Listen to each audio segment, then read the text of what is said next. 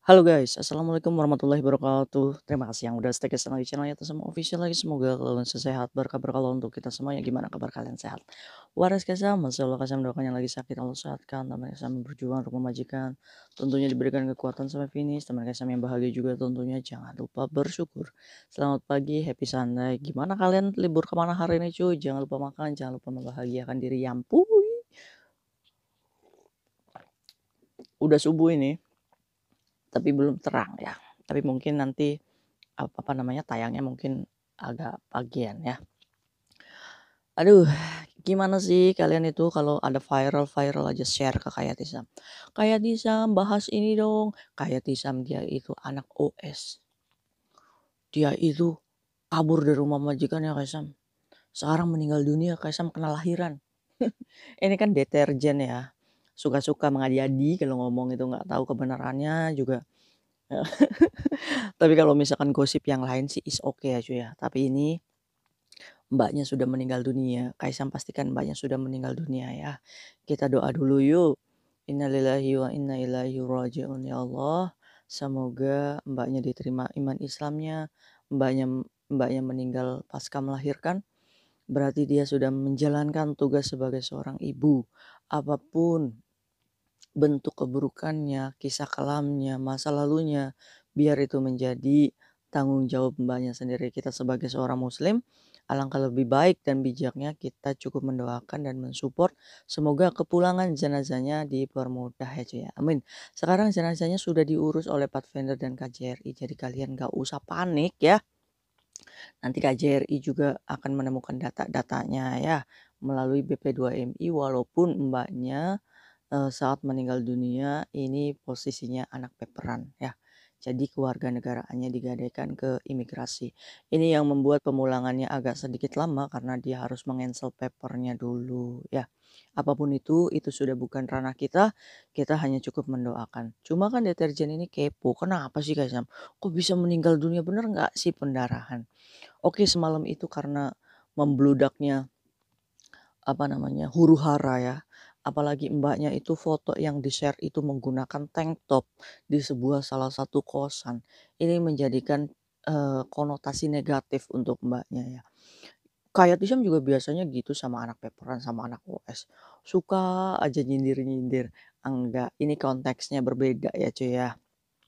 Oke, terserah peperan OS, apa namanya, itu tanggung jawab kalian sendiri. Kalau kalian sudah memilih jalan seperti itu berarti resikonya harus kalian terima. Salah satunya ya seperti Mbak N yang mau kayak Tisa menceritakan ini. Mbak N ini kan sudah tahu nih konsekuensi dan atas kesalahannya. Jadi ya mau nggak mau, apa namanya, dia harus menjalani semua ini dan meninggal di luar negeri dengan kondisi seperti ini, kalian yang mendengarkan silakan ambil sisi positifnya dan jangan dicontoh kalau misalkan kalian tidak mau seperti ini. Jangan merepotkan negara kita sendiri, apa namanya, yang paling penting keluarga kita di rumah, ya. Bagaimana coba keluarganya menerima kabar duka, tahu-tahu Mbaknya ngilang, nggak ada komunikasi gitu kan, tahu-tahu, apa namanya, tinggal jenazahnya aja yang datang. Ya itu sih nggak kayak Tessa harapin ya cuy ya. Ya udah yuk langsung aja gimana sih kisahnya sampai detik terakhirnya. Oke, jadi semalam kayak Tisam itu dikasih nomor mbaknya yang membantu pendampingan Mbak N ini untuk mengajukan paperannya. Jadi sedikit banyak informasi dari Mbak ini insya Allah valid ya cuy ya. Insya Allah konkret karena mbaknya yang mendampingi beliau sampai rumah sakit dan dinyatakan meninggal dunia. Jadi Mbak N, ini posisinya, kita nggak pernah tahu dia keluar dari rumah majikan itu pastinya ada problem ya. Entah itu problem pribadi atau problem dengan majikannya. Itu kayak Tisam nggak bahas, yang penting posisinya Mbak N, ini sudah keluar dari rumah majikannya saat mengandung. Siapa bapaknya Kaisam? Yo bapaknya ya orang asing ya dan tidak bertanggung jawab alhamdulillahnya. Loh kok alhamdulillah Kaisam? Ya bentuk ujian semuanya ya harus kita syukuri ya cuy ya. Jadi Mbak N ini mengandung posisinya anak orang luar negeri dan tidak bertanggung jawab. Nah saat itu Mbak N itu mencari apa namanya informasi-informasi dengan keadaan overstay-nya. Nah Ada banyak ya anak peperan yang menyarankan yang sudah memiliki bayi di sini, "Ya udah kamu kalau nggak mau pulang kamu ajuin, peperan sini, supaya kamu mendapatkan, makanan dari pemerintah dan kamu juga melahirkan ditanggung ISS ya cuy ya." Teman seperti itu apakah baik? Ya dalam kondisi seperti ini yang nggak ada jalan lain selain kita mengajukan paper supaya mendapatkan, biaya persalinan gratis ya cuy ya. Kalau misalnya kita statusnya overstay, kita melahirkan di Hong Kong itu kurang lebih 90 sampai 100 juta ya cuy ya. Jadi akhirnya jalan yang Mbak N tempuh ini mengajukan paper ya cuy. Mengajukan paper pun nggak semudah kita mengajukan cuy.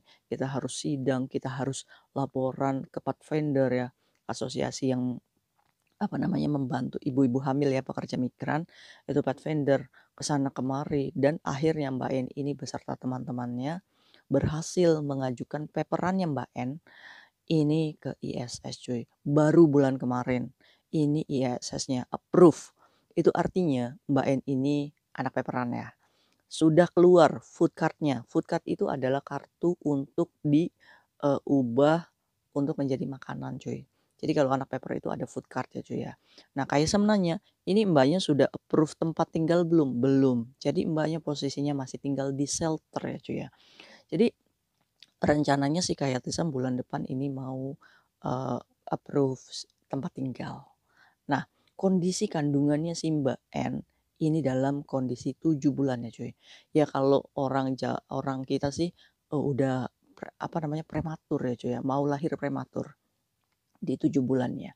Jadi posisinya Mbaknya ini tinggal di shelter dan belum, apa namanya, punya tempat tinggal paper, tapi paperan yang ini udah oke gitu cuy, udah dapat bantuan. Jadi berobat ke rumah sakit pun ya gratis, mendapatkan vitamin-vitamin apapun.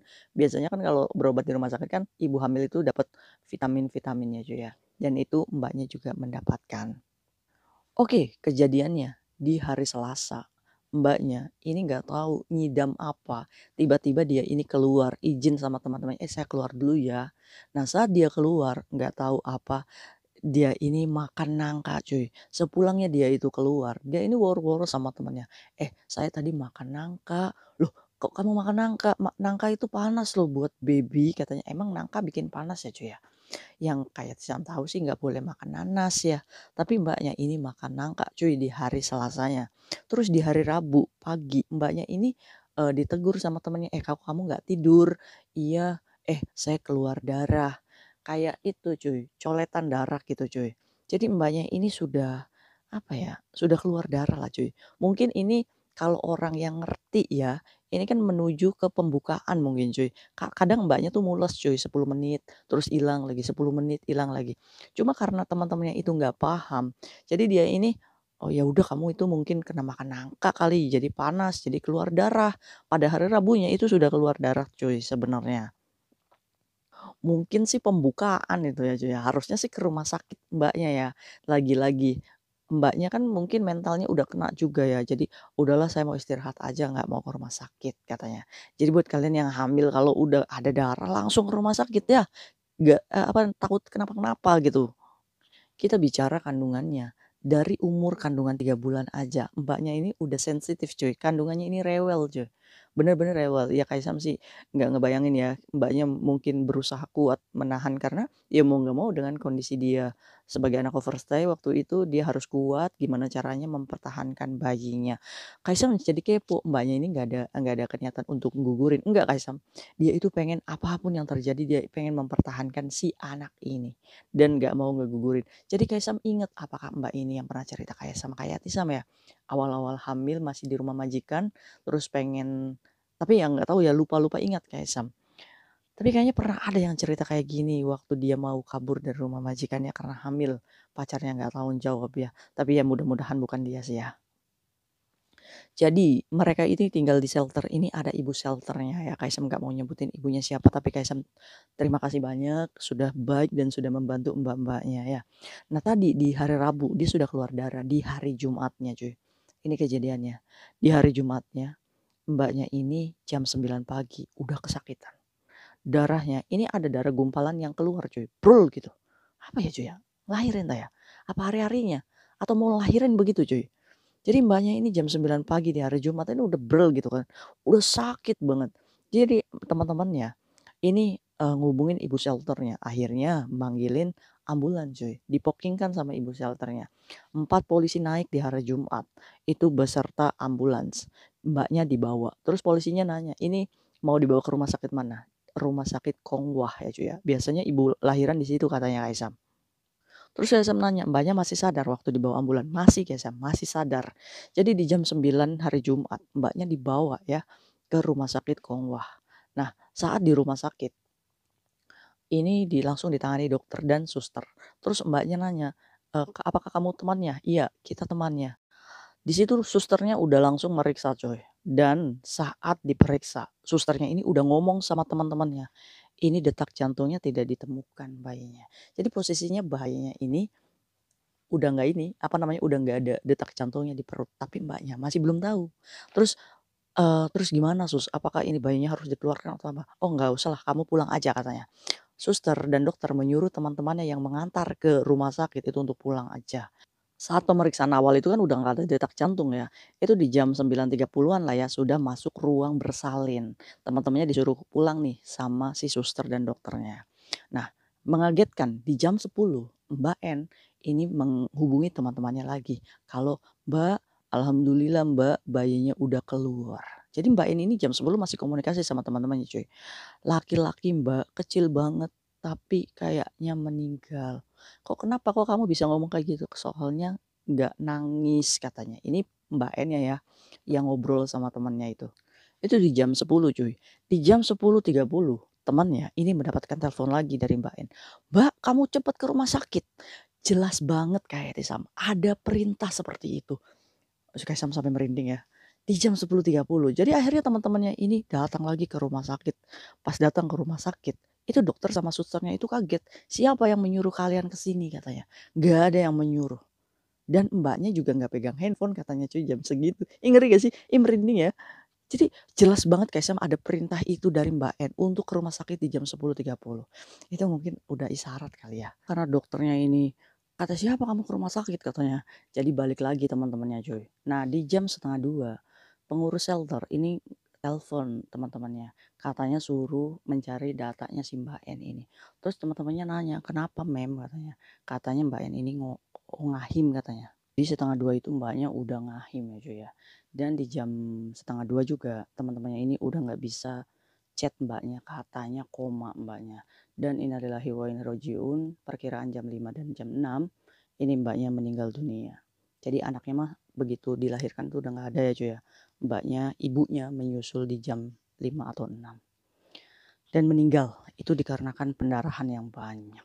Sekarang Mbaknya sudah diurus sama ISS karena paperan ya, jadi nggak susah, jadi bukan anak overstay, jadi dia di-backup oleh ISS untuk pulang, sudah diurus Pathfinder dan sudah diurus KJRI dan orang-orang yang berkepentingan. Jadi buat kalian deterjen-deterjen nggak usah heboh ya, nggak usah heboh sendiri, nggak usah menyebarkan berita yang gimana-gimana, seburuk apapun Mbaknya, apapun jalan yang dia pilih, itu sudah menjadi takdir Mbaknya itu sendiri.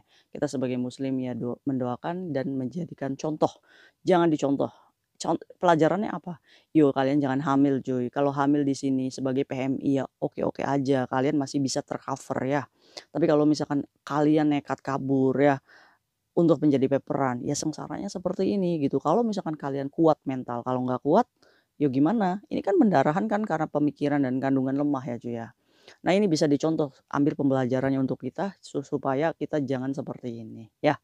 Jadi begitu ceritanya cuy. Nambahnya tuh haru ya cuy ya. Jadi kayak Tisam, dia ini 3 hari mau meninggal, ini pengakuan teman-temannya. Dia ini udah pikiran, nanti siapa ya yang ngazanin anak saya. "Mbak, nanti saya kasih uang 1.000 ya Mbak, untuk jagain anak saya habis lahiran." Ya kan ini kan harapan-harapan Mbaknya ya, tapi Allah berkata lain, tapi teman-temannya insya Allah akan menjalankan nazarnya katanya cuy. Karena dia itu pengen menitipkan uang 1.000 untuk mengurus anaknya, jadi Kaisar nanti insya Allah kita sama teman-teman, eee, sama-sama apa namanya, patungan untuk membuat acara tahlilan sendiri. Ya semoga Allah mudahkan ya cuy ya. Aduh begitu ya cuy ya. Jadi Mbaknya nih siapa yang ngazanin, kata temannya, "Udah kamu gak usah khawatir nanti saya telepon adik saya laki-laki bantu azanin anak kamu," ya. Jadi mungkin Mbaknya udah, apa namanya, pesimis gitu dulu ya cuy ya. Nah itu mungkin cerita Mbak N ya yang diviralin buat kalian yang viralin fotonya kalian dosa. Udah viralin pakai bajunya tank top, coba kalau ngambil foto tuh yang sopan bajunya gitu kan. Apapun kejadian buruknya, jangan dihujat ya cuy ya, cari dulu kebenarannya. Ini gara-gara untuk konten kalian itu nggak punya hati. Seburuk apapun Mbaknya, dia adalah seorang ibu yang sudah berjuang melahirkan anak dan Allah mengambil Mbaknya, yaitu udah menjadi, eee, takdirnya Mbaknya ya cuy ya. Jadi dari video ini ayo kita stop untuk menghujat, membuli apapun itu, kita doakan sama-sama ya walaupun dia statusnya paperan. Oke? See you next video, bye-bye. Assalamualaikum warahmatullahi wabarakatuh. Bye.